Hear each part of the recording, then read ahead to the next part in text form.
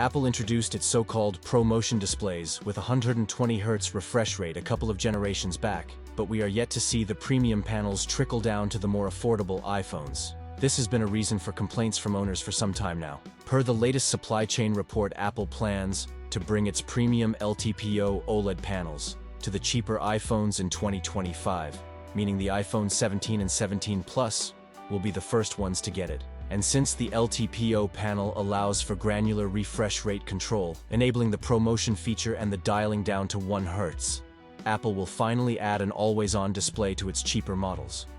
According to the industry source, it all depends on BOE. The company sent its samples to Apple last year, and even if Apple approves them soon, the Chinese panel maker won't be able to ramp up production for the iPhone 16 series release.